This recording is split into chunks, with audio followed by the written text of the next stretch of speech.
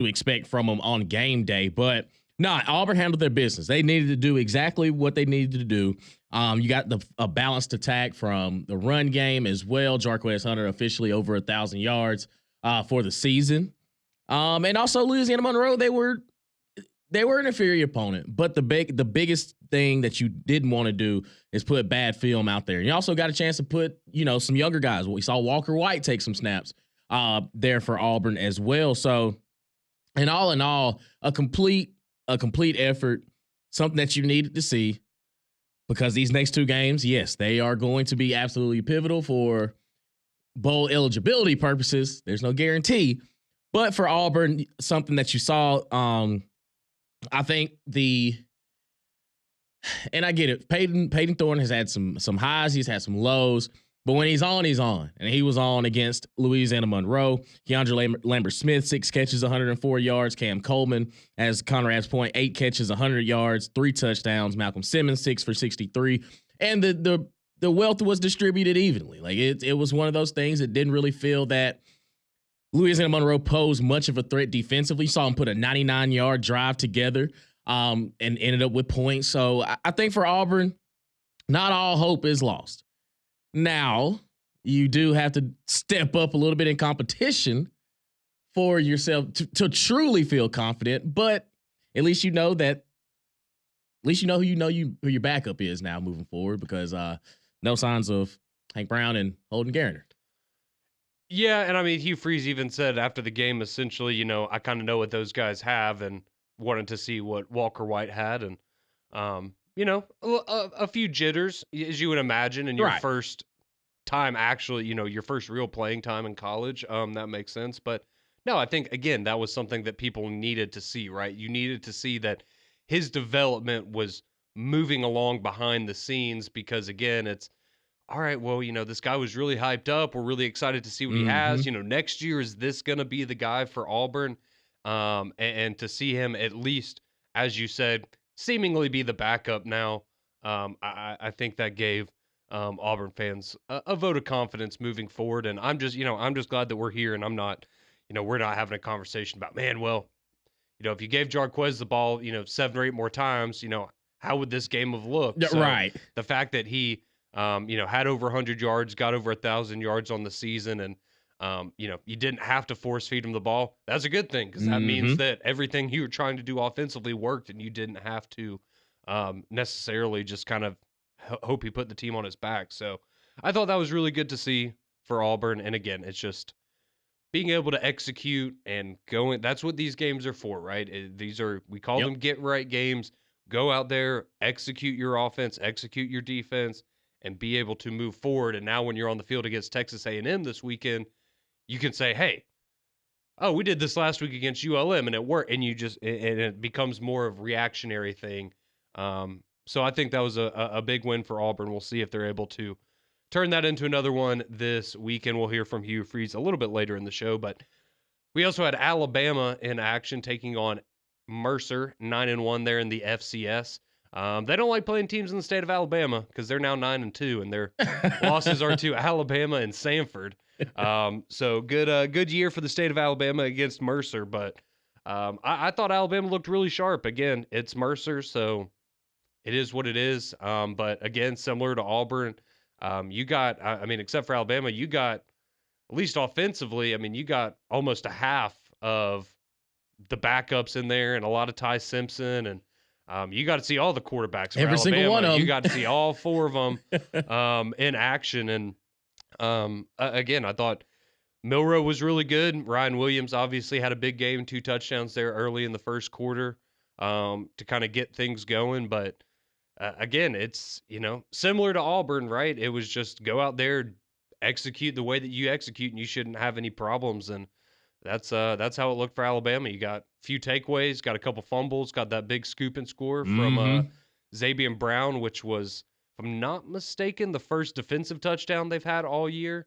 So kind of good to break the seal on that, so to speak, I guess. But again, I thought, just in terms of continuing to show that you are not falling back into your old ways and making similar mistakes to what we saw against Vanderbilt and South Carolina and Tennessee and those games. Again, it was another step in the right direction. Thought the offensive line played pretty well. Mm-hmm.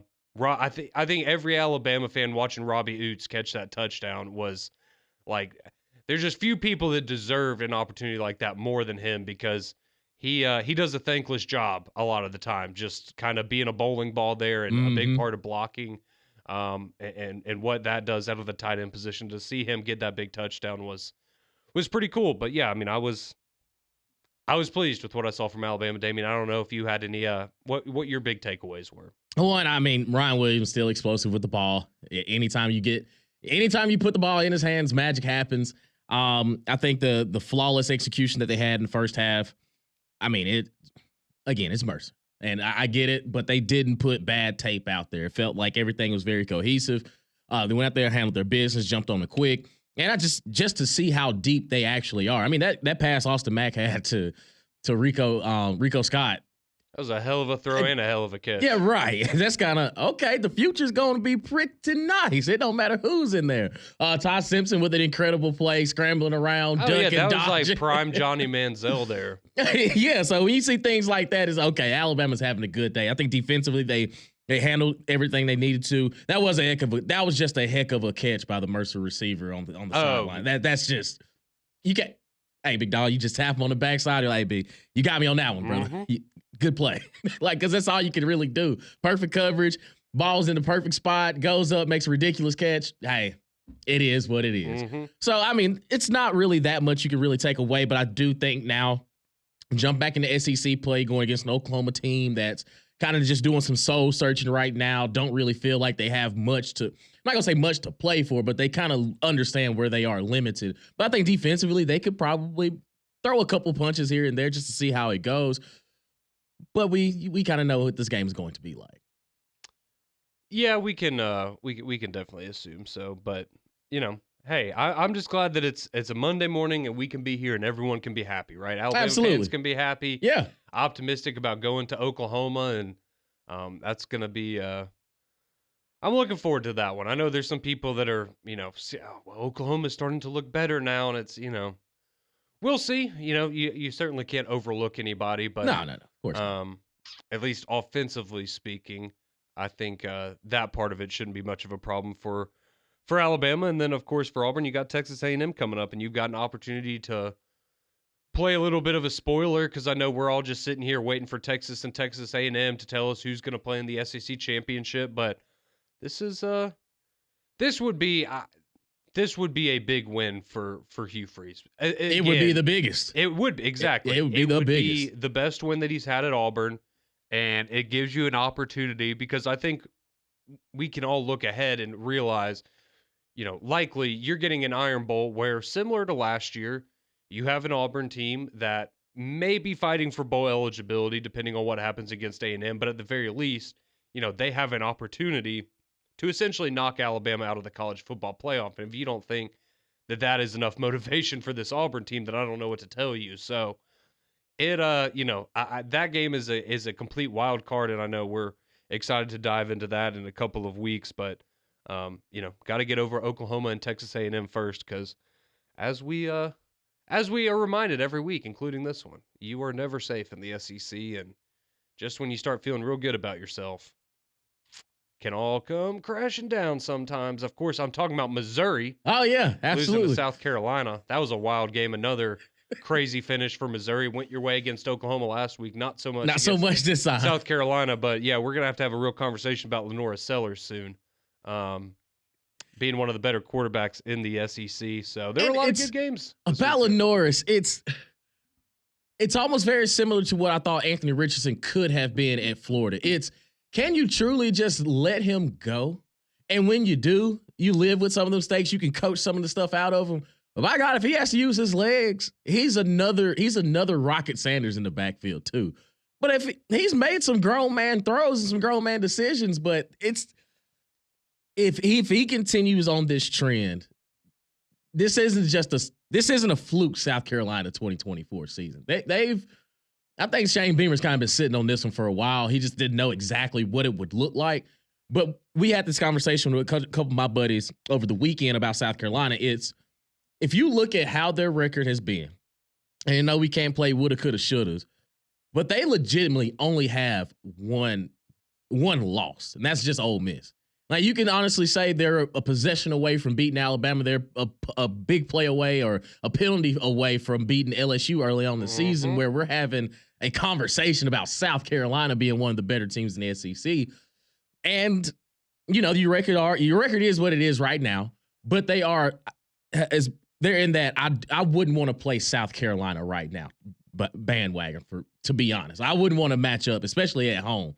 If we get them on the road, maybe so. But if you had to go to Columbia, it's not a safe place. It's not a safe environment anymore. Not this year. No, they've been super impressive, and it's just again it was, and I don't want any of this to take away from what the other teams or programs have accomplished, but a couple of weeks ago we were looking at this as man Clark Lee, like and what he's done at Vanderbilt. No one's even going to come close, Yeah, in terms of an SEC Coach of the Year conversation to what he's done, and then you had Mike Elko come in the conversation for a little bit, and he's still deserves a lot of recognition for what he's done. But I think now you're gonna have a lot of people kind of looking at it as, okay, Clark Lee, what he did for Vanderbilt, beating Alabama, and getting to a bowl game and everything, that's incredible.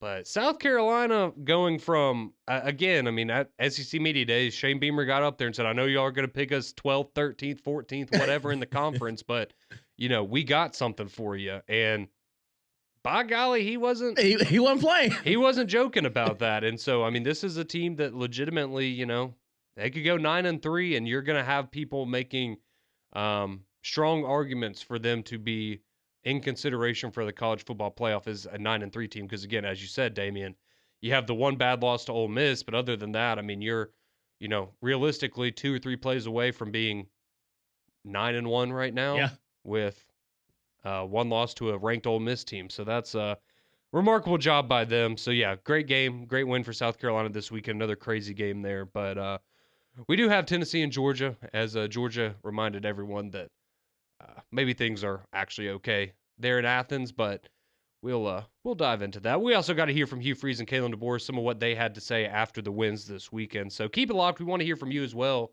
205-834-9450. Auburn fans, how you feeling going into the last 2 games of the season? Alabama fans, what did you see against Mercer? Any takeaways for you? What did you see from the backup quarterbacks? You feel good about where this team is going over the final 2 weeks of the season. So we'll dive in to more Alabama, Auburn, as well as Tennessee, Georgia when we return here on JOX 94.5.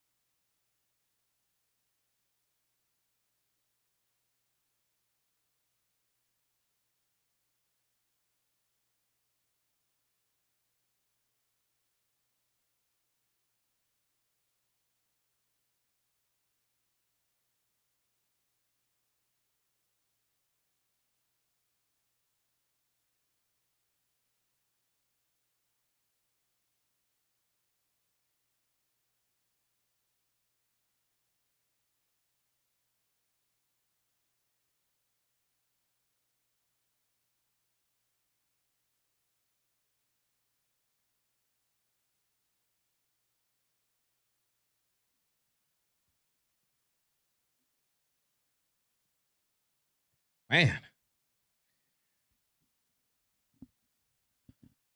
I thought this was only for Mike Griffin. I thought this is the only time you ever played the song for Mike Griffin. We can make exceptions. I see. The old kick them while they're down. It happens. It does indeed. Welcome back into Morning JOX. JOX 94.5. Damian Mitchell alongside Conrad Van Order. We could be listening to Rocky Top right we now. We could. That's only if Tennessee would have won the ball game. Let's go ahead and get right to it. And the game of the weekend in the SEC, really college football. The Georgia Bulldogs and the Tennessee Volunteers do battle there in Athens, Georgia. And I'm not going to say I'm hurt, but I am disappointed. I am very disappointed. I thought Tennessee was the better team going into it. And then the game happens. It felt like Tennessee jumps out on them 10-0. You're feeling good. Then Georgia has a big second quarter, and it's okay. We got ourselves a ball game here at halftime. Tied 17-17.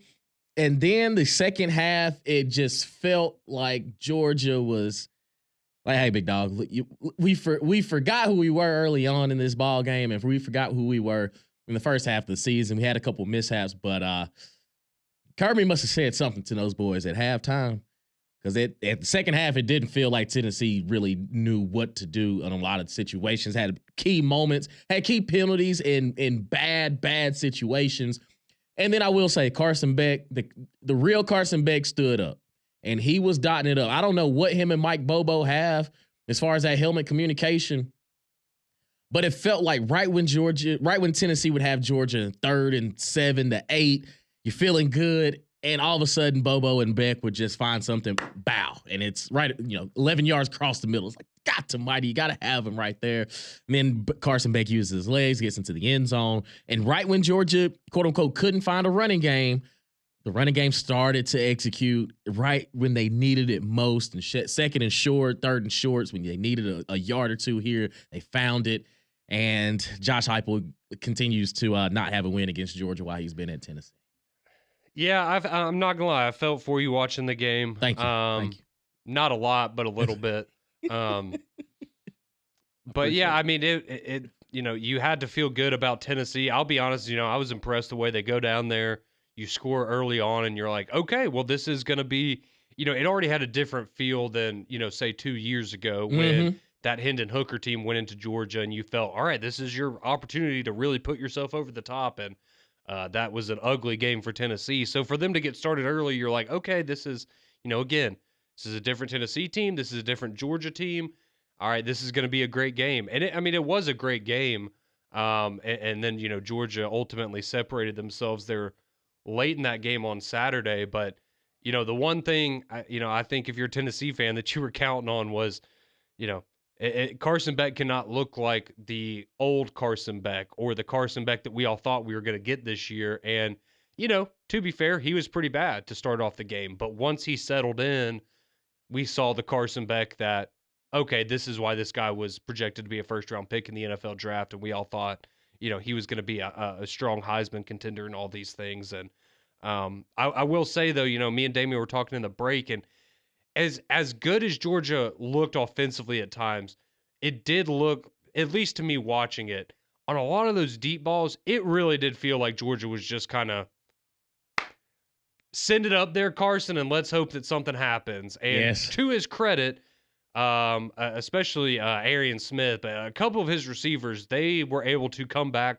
to the ball and make some pretty good catches. But there were a lot of times where it was like, man, this is working, but like, I don't feel like it should be working as well as it is. And it was like, maybe there's just some confusion on the backside of Tennessee's defense, and, Georgia's is able to take advantage of it. But, again, like you said, you only ran the ball for about 3.5 yards per carry, but when you needed it late in the game, it came through for you. And, even for, it was one of those games where you look at it and you're like, okay, it was a good game. It was competitive. I walked away with a belief that both of these teams belong in the college football playoff. But, officiating wasn't ideal. There were definitely some questionable ones. Some questionable ones. Both sides had some drops by receivers and just some fundamental things that didn't go well. I mean, I know particularly, you had one from London Humphreys that was really bad on Georgia. You had Thornton had that one for Tennessee right when he came in the game, just right off the hands. Right on the hands. Hit them right where you want them. And it's just, those are the little plays that add up over a game. And but ultimately, it was I was impressed that Georgia was able to bounce back and win. I thought Tennessee was going to cover there late, and I was really had my fingers crossed for that one. But no, I think another thing that we were just talking about is you look at these top teams in the conference, and whether it's how do you rank an Alabama and a Georgia and an Ole Miss and a Tennessee when they've all beat each other and they all kind of have these weird head-to-head scenarios within that 4-team group. And the reality of it is, I think we would all agree is, all right, who's playing at home? Because that's really seems to be how it works, right? Like Alabama beats Georgia at home. Ole Miss beats Georgia at home. Georgia beats Tennessee at home. Tennessee beats Alabama at home. Like, that's kind of been the name of the game, right? In the SEC this year is if you get the matchup at home, you're going to have a good chance to win. And going on the road to these places is incredibly difficult. So it's very hard. And I don't envy the committee having to make these decisions, but I think that most of us, and again, we are a little biased towards the SEC, but it's the best conference. And I think that anybody that's watched these teams recently would agree that they all belong in the college football playoff.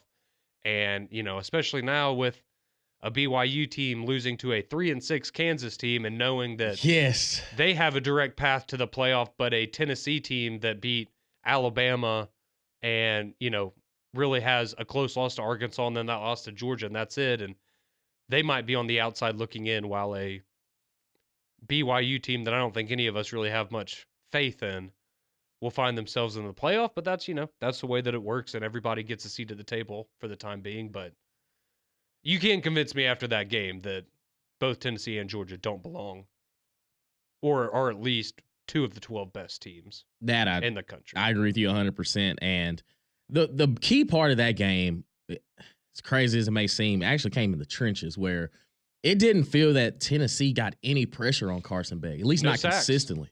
Didn't do it up front, and then flipped out on the opposite end.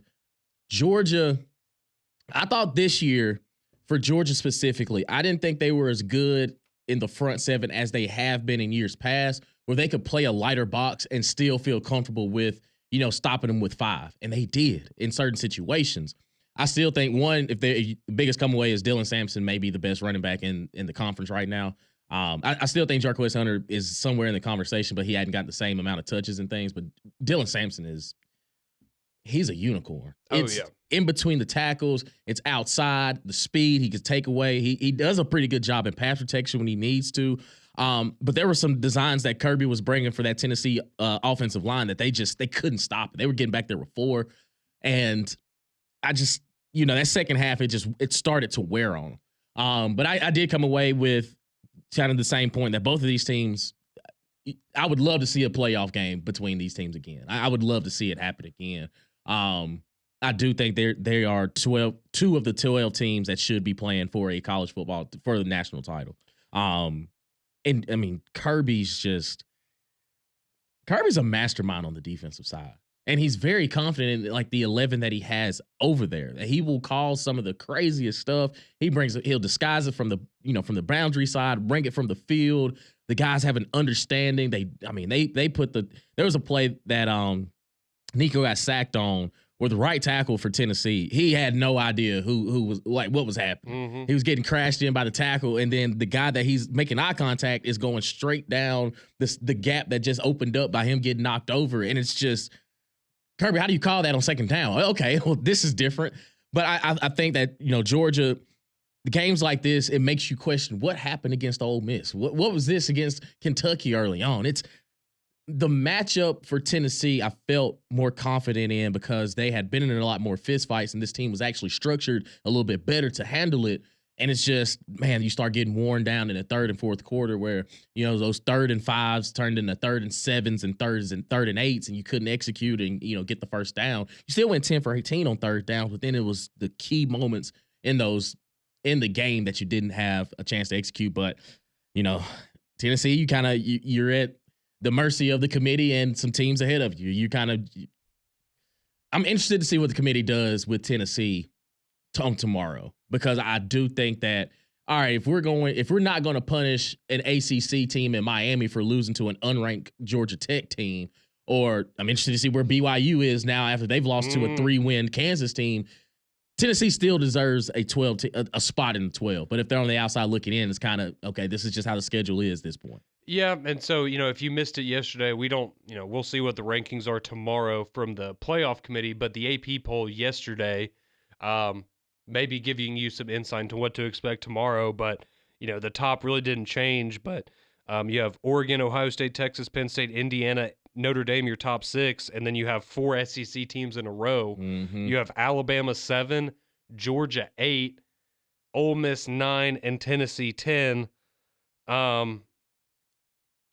Again, I'm just saying it's really a lose-lose situation here, but I think there's going to be some people scratching their heads of, man, I just saw this Ole Miss team dominate Georgia 2 weeks ago, and now we're just putting them right back ahead of them because they beat Tennessee. Like, I don't know. But then you also, again, you have Alabama ranked 3 spots ahead of a team that beat them head-to-head earlier in the year. So it's a difficult situation. And by the way, BYU fell to 14th in the AP poll. So we'll see if that holds up with the committee rankings tomorrow. I'm sure there will be nothing controversial for us to talk about on Wednesday after the rankings come out.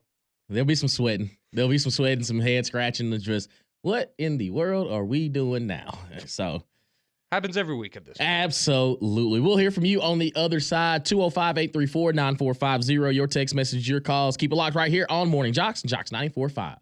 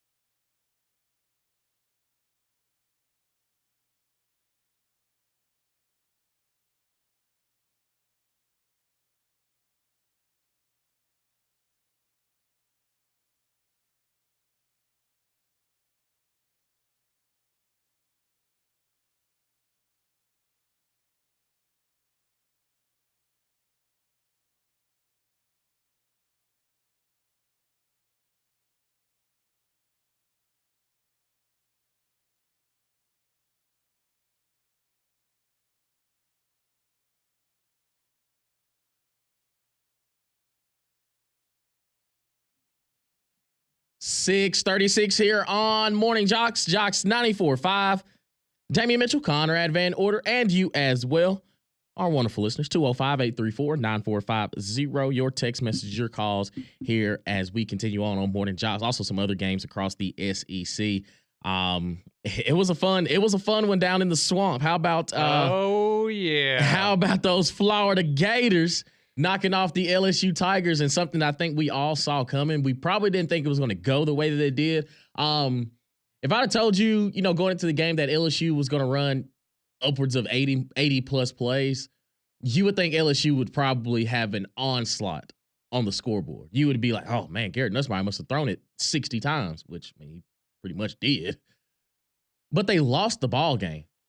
They by double digits. They were beating Florida in every statistical category known to man, except on the scoreboard. It's the best comparison I could make is if you go back and remember what Vanderbilt did to Alabama and the conversations we had following that game, where Vanderbilt had the ball for 42 minutes and change, and that was the story of the game, right? Alabama couldn't get off the field. They had no answer. They couldn't stop Vanderbilt's offense, and they lost that game. And so for that to happen in this game, but LSU lose by double digits, it's remarkable. First off, I will say this. You got something with DJ Lagway. And I mean, we've all known it, I think, but each week that you get to see him, and especially coming back from, this guy was carted off the field, 2 weeks ago? Mm-hmm. And to come back, and I'm sure he wasn't 100%, but man, some of the plays he made, and again, he's done this a couple times this year, but these throws that he is able to make where he's stepping up in the pocket in traffic and just lasers to the one he had to Badger there that got down to the 1 yard line. Just, he's made a throw like that a couple of times this year, and it's just, there are very few people on the planet Earth that can make plays like that. And it was, I'm not gonna lie, I enjoyed watching that one, man. There's a part of me that was Poor I feel Brian like Brian Kelly, man. I wouldn't even say poor Brian Kelly. He's lost at least the offensive side. He's lost them. When I'm seeing, he's laying into one. I was about to say, if you're a lip reader, there were a few things on the sideline. Yeah. Then Kyron Lacy comes out and he has an elevated tone with the head coach as he's coming off the sideline. I'm like, oh, okay, not all things are brewing nicely down there in Baton Rouge after a couple games, after a couple back-to-back losses. No, and again, and the thing that's even worse is, we talked about it a few times last week, but you were still in contention, and it really wasn't that far-fetched that you would find yourself in Atlanta playing for an SEC title, even though you had lost to Texas A&M and Alabama and gotten beaten down by them. That was still a very real possibility. You had everything to play for, and that's what you get. Yep. I'm just saying that seat's going to be hot next year in Baton Rouge. And look, I still think Brian Kelly's a good coach. Like, this season hasn't made me completely change my opinion of him. But again, you peaked your first year at LSU. You had a Heisman Trophy winner and one of the best offenses that we've seen in modern college football a year ago, and you had one of the worst defenses that we've seen LSU probably ever have, probably the worst defense they've ever had, and you lose 3 games again. And now this year, you've gotten blown out by 3 SEC teams, and I think we could all agree that you should not be getting blown out by this Florida team. Nope. And that USC loss, I know they beat Nebraska this weekend, but that doesn't hold up very well either. So there's yeah, you're just limping towards the finish line at this point if you're LSU. You're playing for your dignity at this point, because 3 straight losses by double digits in the SEC. It's not looking pretty. No, this team was in the driver's seat to make the college football playoff, and now, you're just trying not to finish 7-5. Yeah, and the road is not going to be pretty on the way out. Also, Kentucky knocks off Murray State 48-6. Not too much takeaway there, but the early game that was probably a little bit more interesting than people wanted it to be. But Texas ends up knocking off Arkansas 20-10. And again, it's Arkansas is going to look at this 2024 season of what could this have been? Because you gave you gave teams more opportunities than they really deserved. And you were pretty much in every single ball game. But you'll look back at that Tennessee win of, okay, if only we could have played like that the rest of the way. But you had opportunities against Texas. You gave them everything they wanted and then some. I mean, coming out the gate, you thought, okay, Texas, they scored, opened the drive. It's like, okay, well, this game may not be what we think it's going to be, but it kept feeling like Arkansas was just a play away, like just one third down conversion here. You got them. And it's been that way for Arkansas all season long. Yeah, I mean, early on, I think, watching the game, it's like, all right, they're holding up pretty well defensively. And then, when you have the interception from Taylor Green where you have his receiver, and look, it would have been a tough catch, but a catch he probably should have made. But to have that, instead of that being a big play down the field, goes through a guy's hands and ends up in a DB's, just kind of falls perfectly into his hands for an interception. And, you just kind of watch that and you go, those are not the plays that happen when you're going to pull off an upset against a big time, top 5 opponent like Texas. And, credit to Arkansas because they made it competitive, for pretty much the entire 60 minutes. But yeah, like you said, I mean, they're improved, no doubt about that, but they are still just, they're like a lot of these teams, man, where it's tough to win these big time matchups and to go up against these teams. Everything has to go your way. You have to capitalize on every opportunity. And when you let some of those just kind of slip through your fingers a little bit, it's tough. But I will say this, I'm not going to go on a Texas rant, but they didn't do anything to silence the questions that were raised last week around the college football playoff rankings. So, it all comes down to Texas A&M. It'll play out the way it's meant to play out, but you didn't inspire much confidence. I'll just say that. I got you. We'll save that one for tomorrow. About Texas. We'll save that one. 205-834-9450. Let's go to the phone lines, have some conversation. Let's go to Chris, who wants to talk with us this morning. What's going on, Chris? And roll tide, Conrad. Roll tide, Chris. And to you, Damon, good old rocket flop. Woo! Rocket flop, Tennessee. I picked Georgia to win, but I mean, yeah. Reason why, because mostly because their backs is against the wall, and Tennessee itself is not. Ask me, it's not a team that plays with their backs against the wall. They're a team based off the moment team, off hype team to me. They have to consistently play as if their back's on the wall. Not just them, if you ask me. It's got to be pretty much every other team from here on out. But what's funny, Conrad, though? What's that? LSU and Matt Moscone. I think he's making these Bama burning segments on his show since the off season up to now. Oh yeah, we're well aware. Mm-hmm. Oh, it's funny, huh? Should we give him a fire extinguisher? I think just for Christmas, or? Yeah, it's certainly not going well down there in Baton Rouge, Chris. Appreciate you calling in, man. But yeah, if you again, look, I'm just saying, if you just really don't like LSU and you just really want to laugh, yeah, go watch the post-game reaction shows that you get from Moscona and T-Bob down there in Baton Rouge. And yeah. Make sure your kids are in bed when you listen to it. Yeah, I was about to say, don't watch it at work and don't watch it with your kids around. But if you want to see what misery looks like for the LSU fan base, that's a pretty good look and decide what's going on in that fan base right now. But yeah, I mean, not going the way LSU thought when Nick Saban retired, and it's just going to clear way for LSU to take over the top of the conference. And Nope. Not so much. Let's go to Wardam Don Don after an Auburn victory for the weekend. What's going on, Don Don? Hello, fellas. Happy Monday to you guys. Happy Monday, brother. Yeah, Damien, I finally got something good to talk about, buddy. And I hope you know I was messing with you about my little Cam Coleman thing messing to you the other day. But I finally had a breakout game from him. I've been waiting for that all year, my friend. But my goodness gracious, what a freaking catch he had in the end. That was a wonderful catch, wasn't it? Oh, yeah, absolutely. And one of the best of the year, no doubt. Yeah, I think it made the play of the day on ESPN, didn't it? All right, yeah. I'm not sure. I'm sure it did, yeah. Yeah, it was a great play.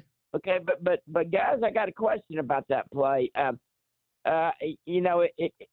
to me, I thought we kind of he actually even said he was worried about being out of bounds, and it was boom boom when his hand came down out of bounds and his elbow came down. Yeah. And everything, and I mean it was close and everything, but yeah, Damon, buddy, I got to tell you, man, I know we're playing against a bad team, but I think that's the best game Peyton Thorne's had in Auburn. It was against Louisiana Monroe. Well, that's what I'm saying. I mean, again, if that's what you want to hang your hat on, it's again. No, he looked great against Alabama A&M too. So. Well, yeah, but you want to hear something funny now? After me and everybody bashing him, now he's going to be in the Auburn quarterback record book, tying a record for 5 touchdowns in a game. Hey, that's going to be a fun trivia question. Absolutely. Were you happy to see Walker White? Yes, I was. He did okay. I mean, had his moments, but you can tell the kid's got a good arm on that little pass outside to Smith, but everything right on the money and everything. And they actually tried to get Perry Thompson involved.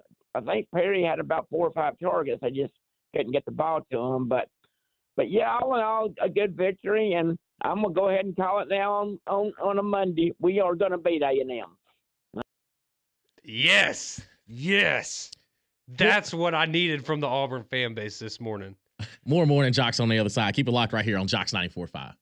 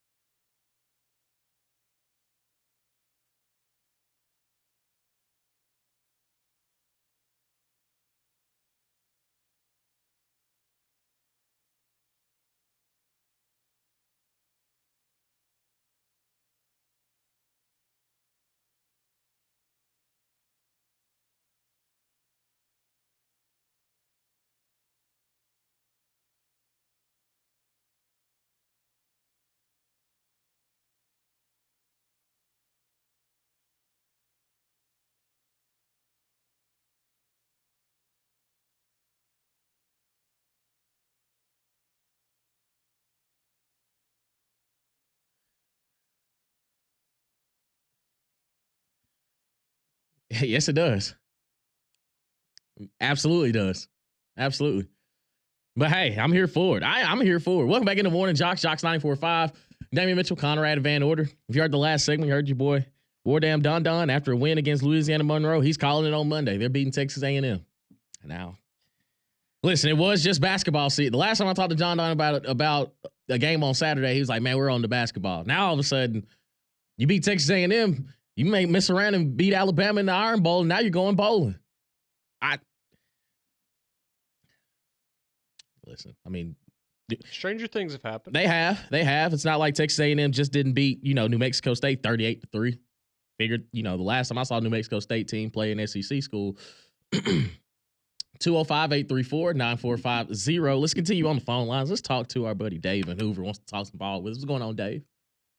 Hey, guys, talked to a friend of mine in Atlanta whose son's a walk-on at Georgia. He's a special teams guy.